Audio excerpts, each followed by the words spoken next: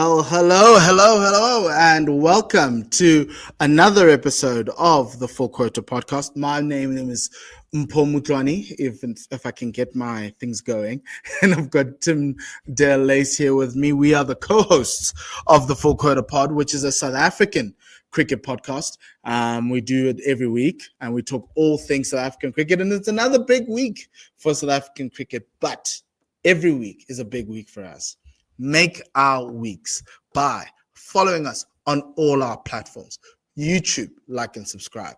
Follow us on Twitter or X at Full Quota Pod. You can see I'm still a bit of an oldie in that. And then on top of that, for our audio listeners on Apple Podcast and Spotify, please do follow us there at the Full Quota Podcast. But most importantly, right, most importantly, right, please do help buy us coffee. It helps us keep doing this on a weekly basis. It helps us push the show and helps us get it out to as many people and helps us keep going forward. So that's the other thing. But we are a cricket show. Tim hasn't spoken, which is weird. I should have asked him first. But excuse my manners. Tim, how are you doing? Now we need to get the intro out the way, and I would find that, but it's going to be done. It's going to be done. I'm fine, dude. I'm fine. I'm a little bit nervous about tomorrow. So tomorrow we'll play. Yeah, tomorrow. I'm a little bit nervous about tomorrow. Yes. But otherwise I'm fine. Dude. We all are. Yeah. Look, I think tomorrow is going to be quite an interesting game, but let's get into it, right? Today, it's all Proteas. Champions Trophy 2025 semi-final. Proteas getting through England very easily, I might add. And then now we're 2 games away. There was an interesting moment there, Tim, over the weekend where we beat England on Saturday night. Sunday morning, they get on a plane to Dubai. They arrive in Dubai in the morning. They have to wait for the game to end, only to find out whether they're going back or staying in Dubai. And for a moment there, New Zealand had us staying in Dubai. New Zealand has staying in Dubai, playing in this semi-final right now that's happening with Australia and India. We're recording on Tuesday, and the game's going on. I think Australia just lost their 4th wicket, but yeah. By the time you watch this, you'll know who's in the final and who we're playing, or whether we're going to Dubai or we're staying in Lahore, which I think it would be the best karma in the world if a second-string Australian side, Tim, beat this Indian side to deny them and have the final in Pakistan. I would love it. Look, our qualms are not with Indian fans. Our qualms are with BCCI. You can't have one. We said you can't have a tournament where the one team gets massively favored over the other, but that is where we are in cricket. That's just where we are. And if it comes to bite them in the end, it would be hugely gratifying from a South African perspective. It really would, because we've seen this before when they've laid everything on. In the last World Cup, 50 over World Cup, and their pitch didn't work for them, and it counted against them. So it would be awfully nice if they fell at the last hurdle from our perspective, certainly. Yes, and this speaks to what happened at the T20 World Cup last year, where India had preferential times to play games and also knew which venues they were going to play at, which everyone else didn't have that advantage. And it's continuing now in this tournament, right, where I understand the political machinations and nuances that this thing has, right? And I also understand that it's not necessarily BCCI, but it was the government of India doing this. So that's another one, right? However, it's created a very bad advantage for India on a couple of notes. One, they play in the same stadium. They don't have to travel. So you take the travel out the tournament. Travel is one of the key things. But in this tournament, teams are traveling to play you. They are based in Pakistan, flying out to play you. International customs, all of these things just to play you. That is fatigue that adds on to things. Whereas the Indian players can set up camp, set up shop in a hotel for an entire month, and they'll be fine, right? The other thing is they're playing in the same stadium, on the same pitches, and those pitches are getting worn. And everyone was looking at India going, why do they have 5 spinners? You saw that on Sunday. They play 4 5 spinners, right? And this game against Australia, luckily for them, Australia are batting first, right? So you kind of take away the fact that they're going to be playing on a worn pitch, an even more worn pitch. But you'll see it now probably in the next, like, obviously, the last 20 overs when spin becomes more of a thing and you'll see India come through. My worry, same thing's going to happen in the final. But us, South Africa doesn't have spinners. We've only got like 3 of them. And that's including Aiden Markram, who's now injured, but George is there. But we're going to talk about that. So let's move on to that, because that's my thing. I think it's just ICC should have just put their foot down. It's either they go to Pakistan or they do not honor the tournament. But I get from a broadcast rights perspective, you have to do that. Then we go back to the question is, why is it in Pakistan in the first place? But you can't deny Pakistan hosting rights just because one country can't travel there. Yes, they're the biggest country in cricket. We get that. We see how big they are. We understand that. And you can have at me in the comments, right? But how do you manage that advantage? You're the best country, cricket watching country in the world. You bring in all the money, and in these tournaments, you're getting the best advantage. I'd be in South Africa in 2027. I'd think they'd say they want to base in Cape Town, and every game they play will be in Cape Town. They don't want to travel to Johannesburg or Pretoria or anywhere else. They're going to stay in Cape Town, and for the fact that they are India, they're going to ask to do that, and everyone is going to jump. But I need the other member nations, Australia, England, who also bring money into the game, to say something, right? If we all chose not to play against India, they can sit in their own country and do whatever they want to do. And we can rebuild a cricket world where we're not beholden to the BCCI like we are. But it's not going to bring in all the money, but it's going to take time for us to do that, if we are to do that. But my point is just, it's just doesn't look good. It's not nice. But seemingly the players are fine with it. So, yeah, Australia played golf on Sunday. The South Africans managed to get a stake in, as per Heino Klaassen. So, yeah, it is what it is. Okay, we're playing New Zealand in the semi-final. We played New Zealand in the Champions Trophy, Tim, and not in the Champions Trophy, in the Tri-Series, and they beat us quite handsomely. It was actually a very easy one. But we didn't have a frontline seam attack or frontline bowlers. Is it the same, or do you expect the Proteas to just do what, when you look at the teams, actually, let's ask this. You look at both teams, right? South Africa, New Zealand, who has the edge? That's a difficult one, because I would be erring on the side of New Zealand, because I think that their team, it's a better balanced team. What they don't have is they don't have a Nathan Astle, a Chris Cairns, a Brendan McCallum, somebody that can just change a game on a flip of a coin. They don't really have that kind of a player. They rely as a team individual. So that their team is better. We have better players in terms of games that can win on our own. Marco Jansen can win this game on their own. Heinrich Klaas can win the game on their own. David Miller the same. They don't have those kinds of players. But from a team perspective, they have a better balanced team. And also, they have a better balanced team for the conditions that we are playing in at the moment.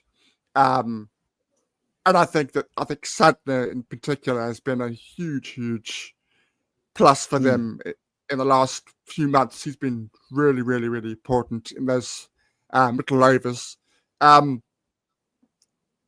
So I would probably rather be New Zealand than South Africa at this moment. But it's a small margins. Then we're not talking big margins. We're talking very, very small margins. For the reasons I outlined. Yeah, I look at Rachin Ravindra and I'm like, he's someone who can change the game. Obviously, his style of batting is not that aggressive, but he can take the game away from you. Kane Williamson looks like a guy who looks like the old Kane Williamson. Like you're like, okay, we haven't seen New Zealand play a lot of ODI cricket, but this is who Kane is, and he's in the Fab Four for a reason, right? And I look at that New Zealand batting lineup, I'm like, look, they can cause us problems. They can score 320, 350, and they can do it. From a bowling perspective, I think our bowlers have the edge. I do think from a seam bowling perspective, they are not at our level, but from a spin bowling perspective, they are. They are at a level where we need to pay respect to a Michael Bracewell, even though he looks like he's a club cricketer. But he bats really well, averages 40, and his bowling is not one where you will be like, he's going to go for a lot of runs. The question is, if he doesn't take wickets tomorrow, we could end up winning, and that's the thing that we kind of need to fight, is that tomorrow he doesn't end up taking a lot of wickets, right? And to kind of get us going in there, right? But I look at their batting lineup and I'm like, their batters are the ones who are going to have to bat us out the game, because our bowlers, Marco, Kagiso, and the guys can change the game. But the question is, outside of Matt Henry, they need to figure out who's going to support him. Obviously, Kyle Jamieson had surgery and he's not back to who he is. And and then who's that other one? It's not Cougar Line. It's Will O'Rourke. Will O'Rourke is still very new to international cricket, and you're like, okay, here and there. But it's about obviously scouting. Have the South Africans scouted them? I think they have in the Tri-Series. You kind of saw them all, and you also the people who weren't in New Zealand last year, you can watch the test match and see some of their bowlers. The test series they were never at because of SA20. And so that's how this team this game is gonna be. I think it's gonna be quite tight. I think it's actually gonna be a low scoring game, because South Africa and New Zealand have this thing of, in World Cup semi-finals, it becomes a low-scoring affair, and whoever bats last might find themselves in a little bit of trouble.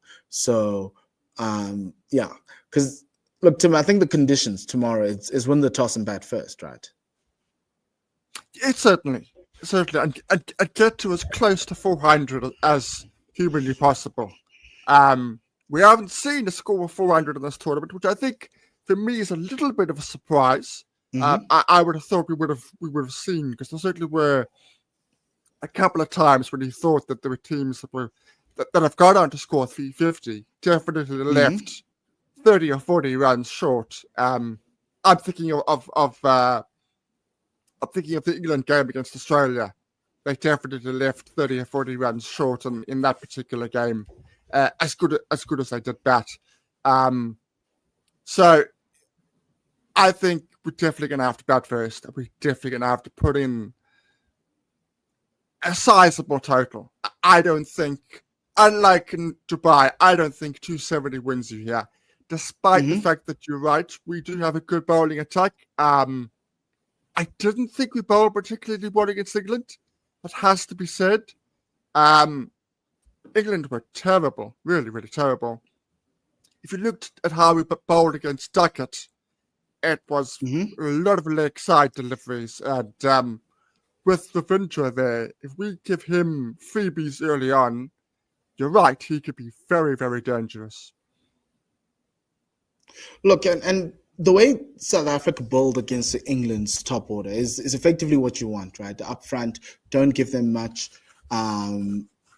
Play to their weaknesses, right? And it was a lot of short balls. It was a lot of mixed bag, but the short balls were well directed, and they did a very, very good job at that. And you want that to continue, right? And if it's not going to, then it could be a problem. But my worry has always been Lungi, but Lungi's improved throughout the tournament, and he's bowling a lot better. It's just obviously against England, those short balls were just boundary balls at the end of it all. And so, but also you have Kagiso, who comes in as the first change, and it changes the the atmosphere in the room, right? You get through Marco, you get through Lungi, you think it's going to be a little bit easier, and then you have Kagiso. And Vian against England bowled as best that I've seen him bowl.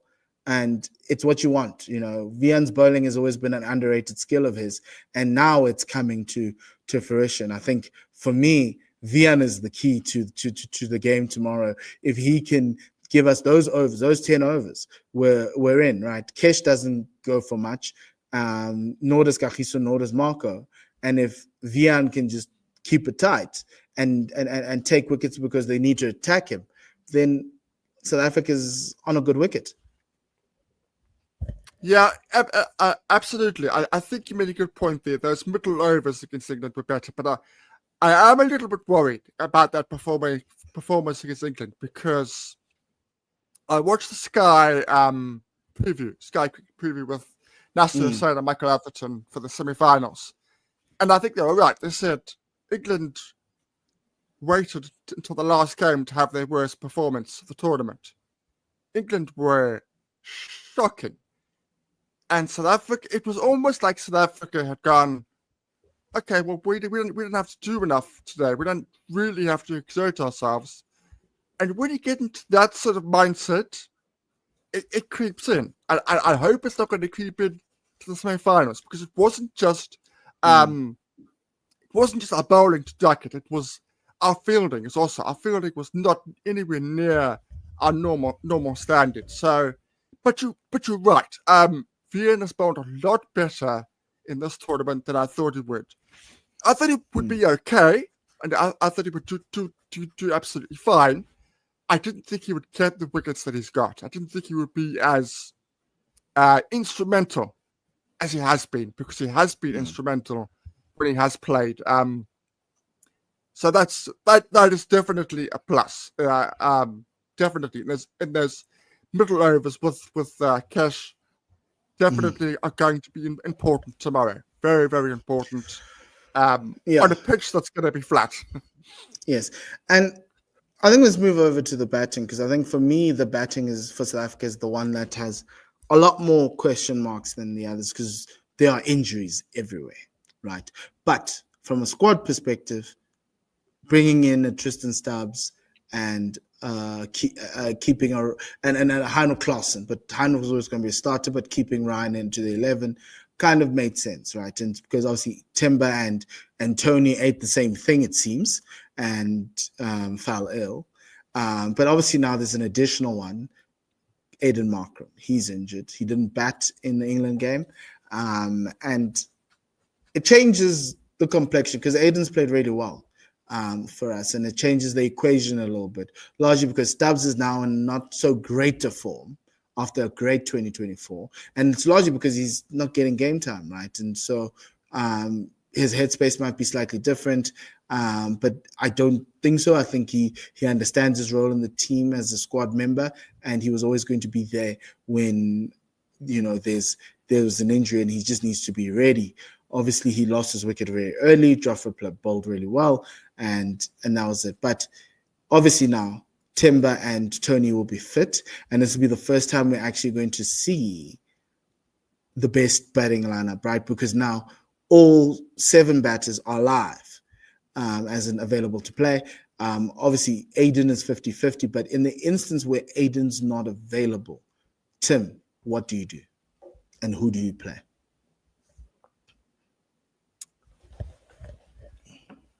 It's a difficult one. It's not a difficult one if we make the final. If we make the final, George comes in. There's that pitch is going to turn. No, but I'm talking about the semi-final tomorrow. Yeah, I know. I'm just moving forward just slightly. That is a tricky one. That is a tricky one. I think you might still play George. I think you're going to say to him, play George, and you might even use him as a pinch hitter. But depending on the situation, depending on the score, and all those sorts of things, I think you could still gamble and play George on a pitch that's probably going to offer him absolutely zilch. He's a very wily character. he's a seasoned cricketer. He knows what needs to be done on flat wickets. He can bowl on flat wickets. He can bowl on variety and pace. He can be useful, and he can do a similar job to Cash. Really, he can be a similar type of bowler. He probably won't be as economical, but on the face of it, I'm thinking of it now. I'm thinking of it. I'm gonna take the gamble and play George just. So Aiden out, George in, same 11 as England. Otherwise, the same 11 as England. So you don't bring Timber in if he's fit. No. Timber comes in if he's fit. Timber comes in if he's fit for Stubbs. Yeah. So Tony sits out. Yes. Ooh, it's a hard decision. I think I'd do the same. And yeah, it's just I'm so happy that we're in a situation from a batting perspective where Russie's firing, Heinrich's firing. David Miller. You just leave him; he'll sort himself out. And you've got guys on the bench who've scored runs, right? And were you surprised if for them calling up George Linder? You know, there's many people fighting for people in South Africa. I was asked why Luandre's not considered, or Matthew Bretsky, or even a Devil Brevis, but because Devil can bowl. Yeah, he absolutely can. I think they were thinking, oh boy, we're gonna need an extra spinner if we make the final. If we make the final, we're gonna need an extra frontline spinner. These part-time guys are gonna get done against India in the final. Otherwise, I think that definitely played a part, and it's less about Linda's batting ability, which is very, very useful. It's more about frontline spinner. If that wasn't the case, they would have picked somebody like a Brevis. And if it was a like-for-like sort of positive, aggressive batter, then you go Luandre. I think that definitely, the fact that they needed an extra spinner potentially for the final, definitely played a part. Yeah, I know. And to a certain extent, it's good to see that George is in there. Do you think you play Shamsi as well in the final if we get there? That's going to be tricky. Because we know Shamsi's record against India is not great. But he's a spinner. He is, but he's as I said, his record. You got to analyze all these things. No, I get you. That's a tricky one. So we would be left with two frontline spinners. Is there another part-timer that we have in the 11? Stubbsy and Klaassen. So you can give the gloves to Rickleton and let Tyne Klaassen bowl offies, which I'm hoping is happening in the squad. That Klaas is just turning his arm over, just a little bit, because you've got Ricks who can take the gloves, and then Klaasy can come in. Yeah, I don't think I want to mess with that pace attack for the final. I know it's a pace attack, but Kagiso's bowling well. Lungi's bowling really well, much better than I was. As I said a couple of weeks ago, I was a bit worried about him. I don't want to break that up. So I probably wouldn't play Shamsi simply because George can offer me big hitting at the end, or as a pinch hitter if needed, depending on the game situation. So that would be harsh on Shamo, but that's probably where I'll be leaning towards. Yeah, I know. Okay, so tomorrow, obviously we've spoken about New Zealand and we're speaking about the Proteas. Who is the most important player for the Proteas tomorrow? Heinrich Klaassen, without a doubt. He said it himself. He wants to be the best in the world. Prove it. Yeah, I think he is in this format. I think he absolutely is in this format. But to really cement it, to really prove it, is take us all the way. Don't take us 2/3. Don't take us to the final and then leave us 20 to get and tell Linda to score the runs. Take us all the way. Take us all the way. Give us that medal. Give us that cup. Give us that trophy. Take it all the way. Yeah, and those white jackets. Okay. Mine, I think I've got two guys. I think it's Marco Jansen. I think Marco needs to set the tone up front. In big games, he gets a little bit nervous, but I'm hoping this time he'll be able to get through that, especially with the way he bowled in the SA20 final. You can say it doesn't matter, but it does to them. It's a big game, it's a big spot, and you don't want to. And so we're just hoping that he doesn't get nervous and the team rally around him. And then, but my other thing is Vian. Vian is so crucial to our cause tomorrow. I know you want Heinrich to close out the game, but I foresee Vian and George and Marco needing to save the game. Our team feels Englandish if Aiden doesn't play. It feels like we've now got a very long batting lineup. We've got a little bit more balance, but the bowling might not be there. Well, our bowling's better than England, will always be better than England. But it feels like we've got a long batting lineup if Linda plays. But even then, it's still around Vian. Vian's the better batter of all our all-rounders, and he needs to show us what he did against Afghanistan, right? Just bat well, take us home, let everyone bat around him, and do that. And then from a bowling perspective, right, just don't let them go at 10 and over on your ball. That's all we're asking. But yeah, it's going to be interesting. Who do you, obviously we want to play. Do you want to play India or Australia in the final? I can't put it to you because I want to play Australia. Australia. With all the injuries, Australia, without a doubt. Yeah. And the final is George stays, and even if Aiden's fit, George must play. No, because if it's Australia, we don't play in Dubai. Yes. So that's so we play. So then George doesn't play. George only plays the final if we're playing in Dubai. If we're not playing in Dubai, Linda doesn't play. Okay. Cool. Even if Aiden's not fit, then I bring in an extra batter, the reserve batter who we've got. Stubbs. Yeah. Or Tony, depending on how we want Stubbs to do that. Or Tony, yeah. But yeah. Okay, cool. Let's move over to the One Day Cup. There were some really amazing games happening this week and some insane results that happened, right? So we're going to do this over the weekend just to make sure to just give you some insight into what's happened in the One Day Cup. The Dolphins beat Western Province to start getting wins under the belt. They played Western Province. They beat them by 123 runs. Tapang Ditole scoring 67.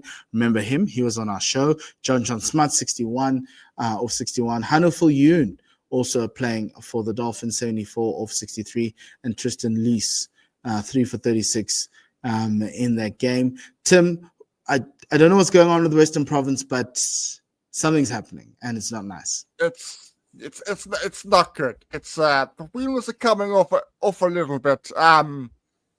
They're missing a lot of players. Well, no, they're not missing a lot of players, but they're missing important players. Particularly in that bowling lineup. Asking George and Darren Patterson to perform in every single game with the ball, when the other guys are not chipping in, is causing problems. Also, both sectors. Also, the batting, not enough runs from enough individuals. Again, it's just 2 or 3 players. It's not a team effort. They're not playing as a team. It's not good. It's not pretty. Okay. And they're going to lose a lot more because George is leaving. So, yeah, that's a massive player for them in a time where they need to avoid relegation if the CSA discussions don't go well. Boerland played the Northwest Dragons. They beat them by 2 wickets. It's low scoring affair. Northwest scoring 179, Van Lubbe 54 of 80, Glenton Steeneman taking 6 for 18, and Lehan Buerta of Boran scoring 66 of 67. Low scoring game, this one, Tim, and the Gold Rush Boland just find a way to stay at the top. Yeah, talking about the problems at Province, just down the road, Boland are playing really, really good cricket.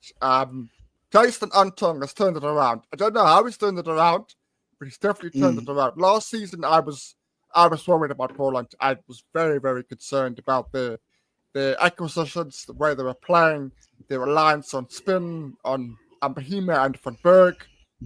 Now, the youngsters are performing. Leon Berger, Gavin Kaplan, all these guys are now pitching in, contributing, scoring runs. They're playing some really good cricket. Glenton Sturman, it's 2 years since I've seen him bowl. Where I know he can bowl. 2 years. That was an outstanding spell of bowling. Absolutely the best. That's why he was a Protea, bowling in those channels of very, very making things very, very difficult. Get them more ball to move around just a little bit. No, it's all roses at Boland, playing good cricket. A team is contributing. The youngsters are coming through that they are picking. And they're also now, because they are at the top, they're now picking guys that are on the fringes. We saw Ethan Cunningham getting a game, so they're now also getting a wider pool of players to select because they are playing good cricket. So it's all good news for Gold Rush Boland. Yeah, and to think that last year they looked a different team. And yeah, look, well done to them. They're really playing well. And Glenton's team man was supposed to be our answer to Vernon Freelander retiring. Good to see that he's kind of reminding us that he has some Cape Surgeon tendencies. But another team that keeps on winning, the Knights, putting up 292 for 7 and managing to beat the Lions by 74 runs in Duckworth-Lewis method. Jacques Snyman scoring a mammoth 160 off 118, very dominant. You've got Dominic Hendricks playing against his former side, 58 runs there. Evan Jones, 5 for 56. Reza Hendricks, 54. And Mitch van Buren, another 54, which wasn't enough. Massive, massive win for the Knights, who played with the former Lions captain, Dominic Hendricks, and who's on loan there. And he came back to bite them. Yeah, it was the show of Jacques Snyman.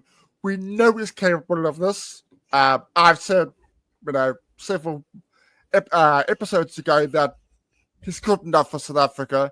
He just doesn't produce this on a consistent basis. That's the issue. He normally gets 30, and then he gives his wicket away.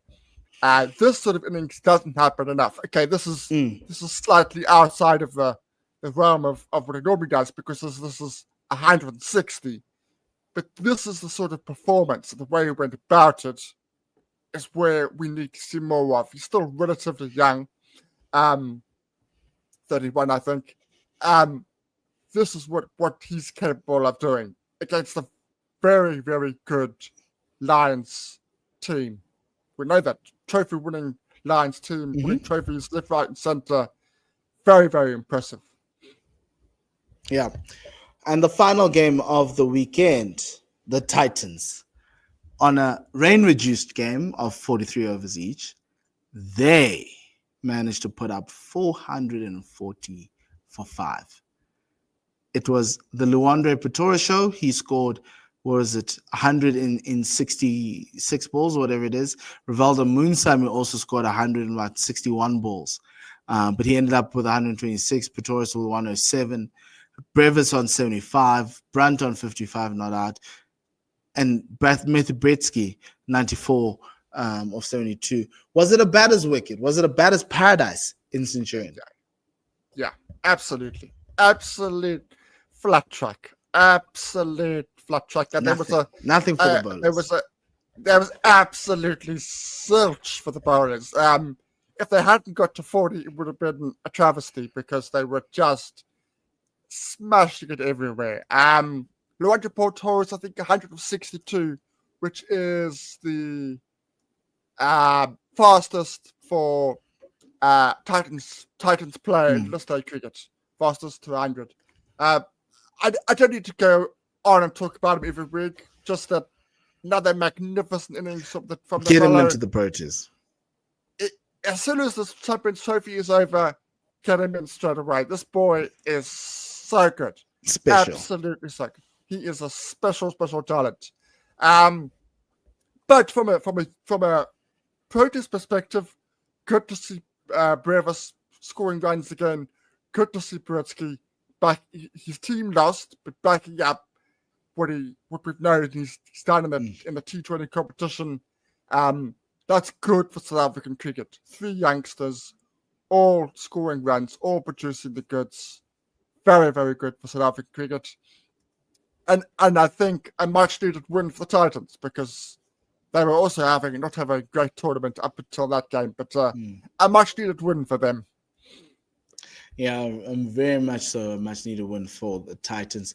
That brings us to the end of the results of the CSA One Day Cup. Just let's have a look at the log for now in the One Day Cup. You've got Boland sitting at the top on 19 points. The Knights in second on 16 points after 3 wins after their 5. Every team has played 5 games. Boland have only lost 1 and won 4. The Warriors now move up with 2 wins in the week to 12 to third with 12 points. The Titans move up to 4th with 2 wins as well and 11 points. In 5th place are the Dolphins. And in 11th with 11 points, and the Northwest Dragons on 9 points in 6th, and then the Lions in 7th on 8 points, as well as Province on 5 points at the bottom, sitting at the bottom. It's a really tough time for Province there, and the teams. Just to add quickly, Western Province won this tournament last season. Western Province won it with exactly the same squad. So that just gives you an indication of the enormous drop they've had at this tournament. They won it last season with exactly the same players. No, definitely that is true. Okay, but the Aussies are not there, but I get you. I get your point, right? Okay, let's move to Division 2 and move a little bit quicker. Let's go through some of these fixtures.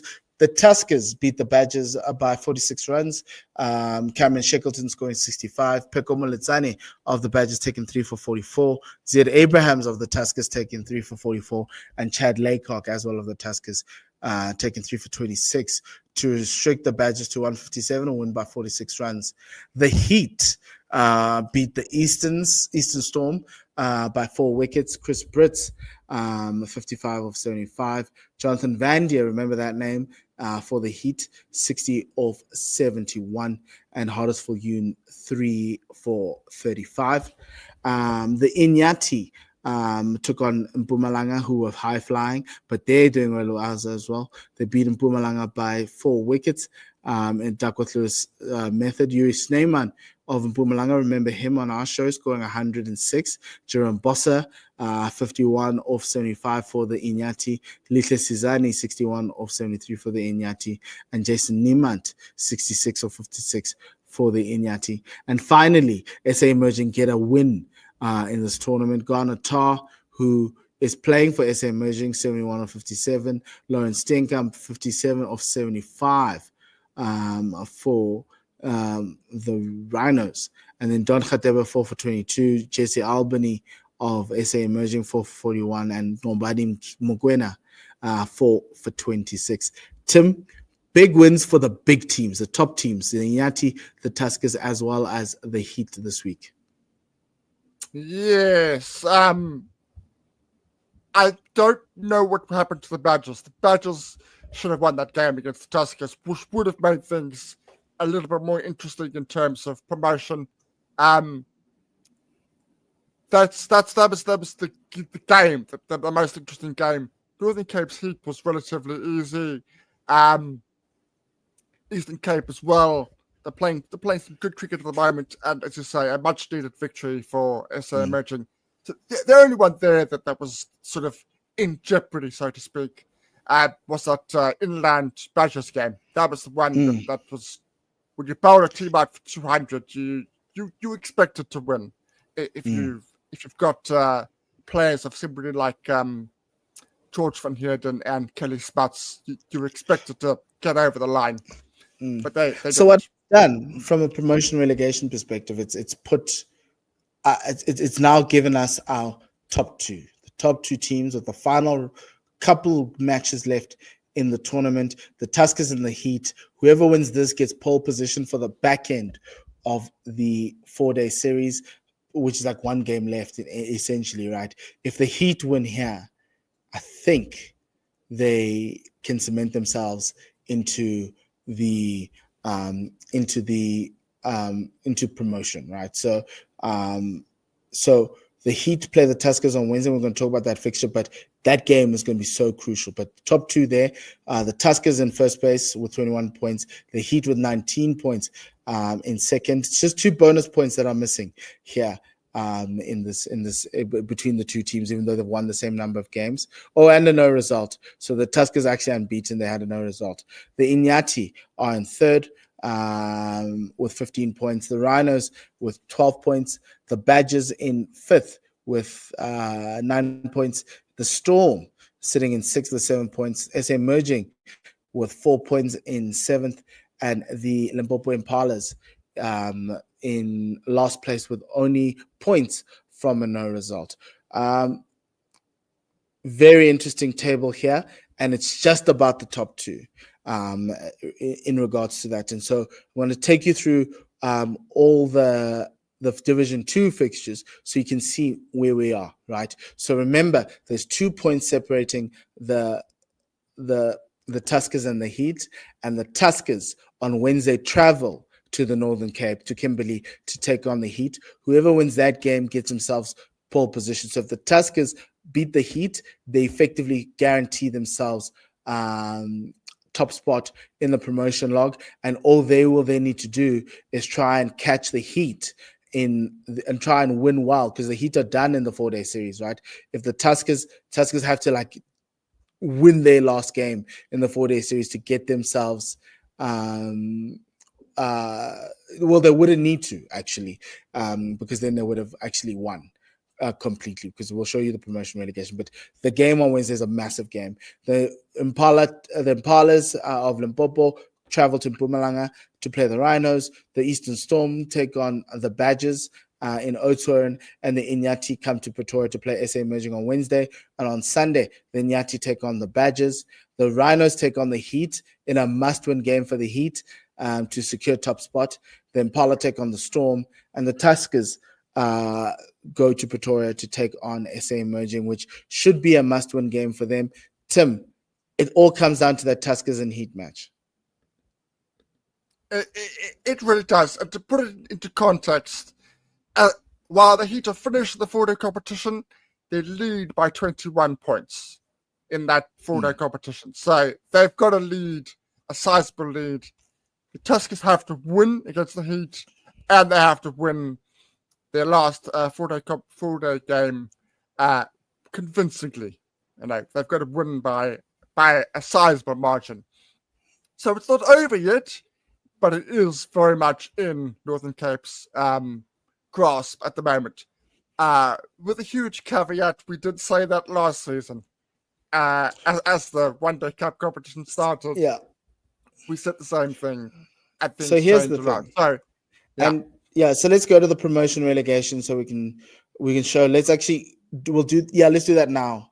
Not the team of the week, the promotion relegation, right? If you look at Division 2 from a promotion perspective, the Tuskers are still at the top, even with this weekend's games, right? So the Heat need to beat the Tuskers to take top spot in the 1-day cup to go to 15 points, and that will get them to 35.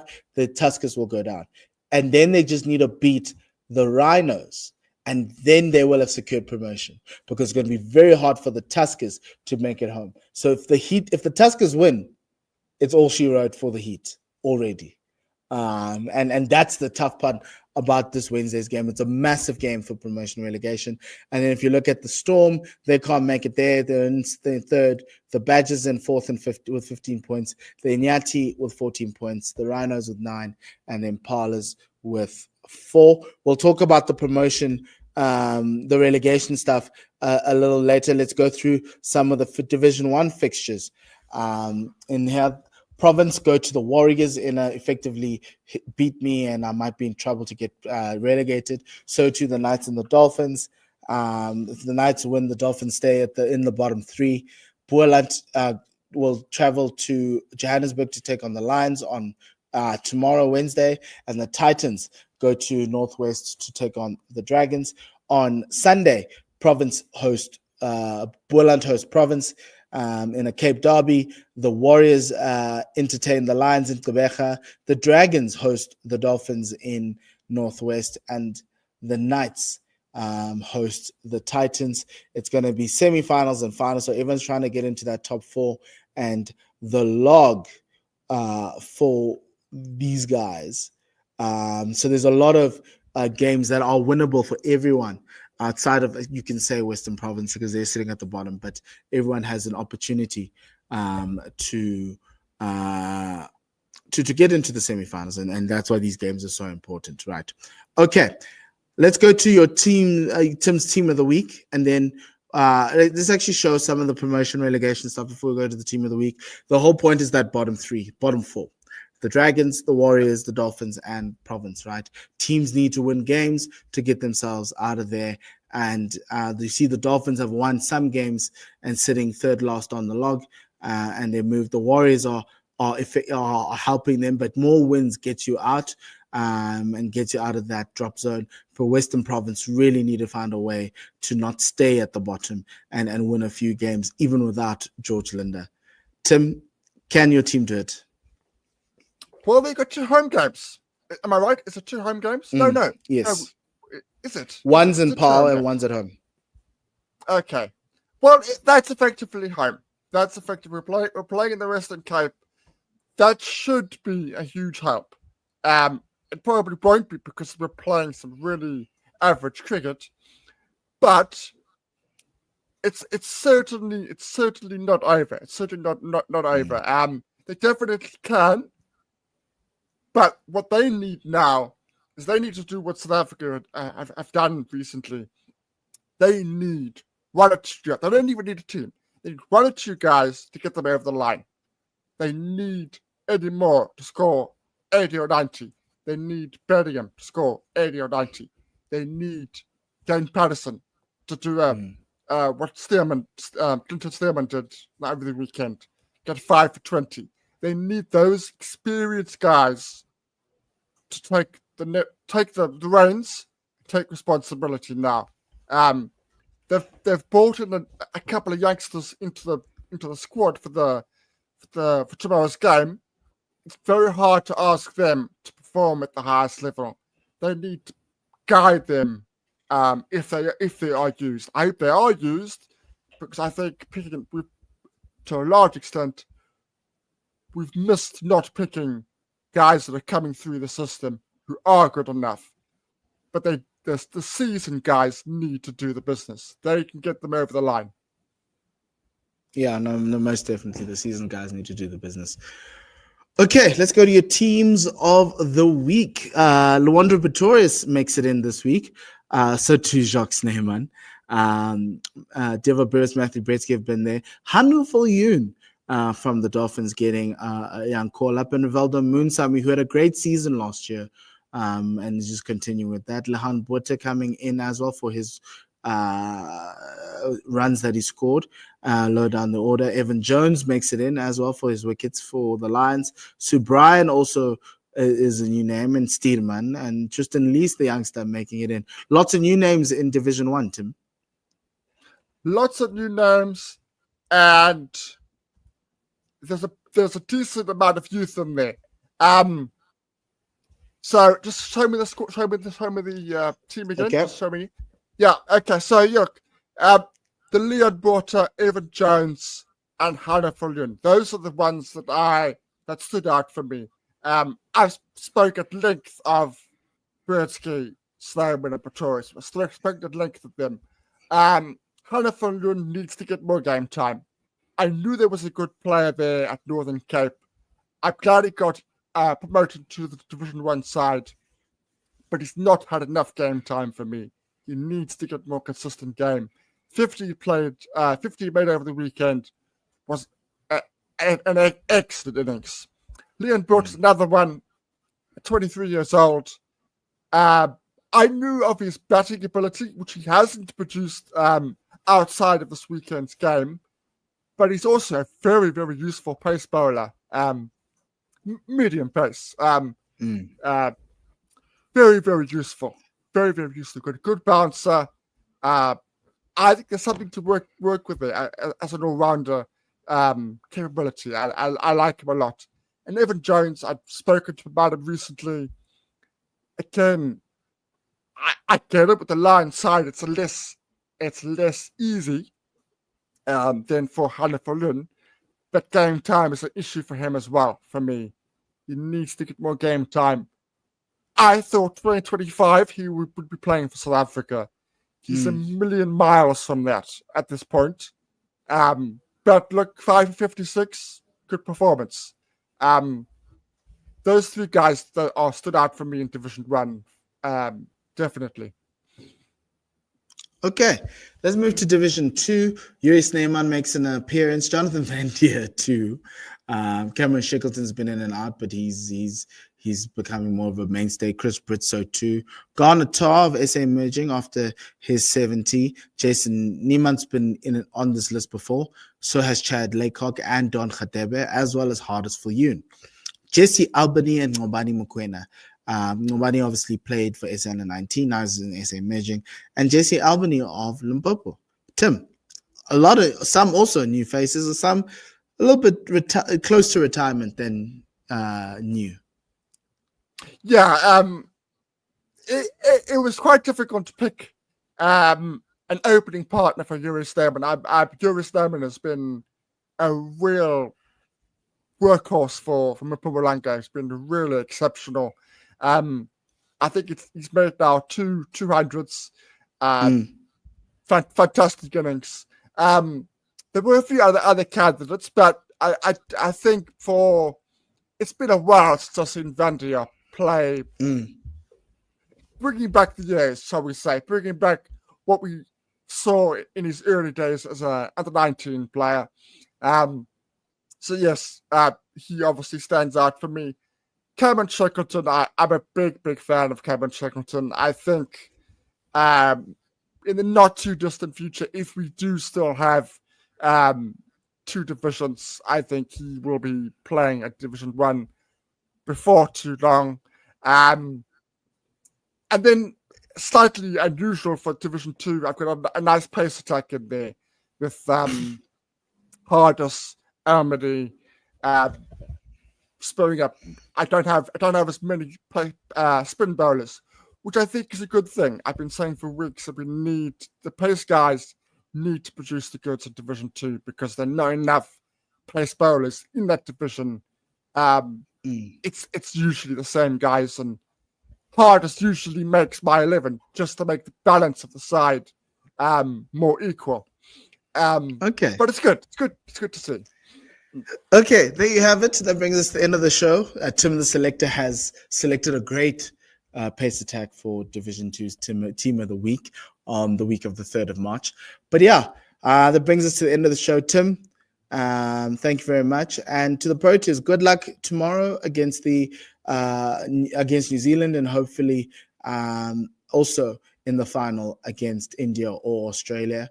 And yeah, it's from us here. Remember, please do follow us on YouTube. Like and subscribe if you're watching on YouTube now. Send us through your comments. Let us know what you think. Let us know if you agree or do not agree with our takes. And then also on YouTube, on X at Full Quarter Pod, and then on Apple Podcasts and Spotify at Full Quarter Podcast. And remember, you can also buy us some coffee. Helps us keep recreating these podcasts. Thank you for all the support, and yeah, any and all contributions are appreciated. And yeah, welcome. From us here at the Full Quarter Pod, it's goodbye and le sale kakagiso.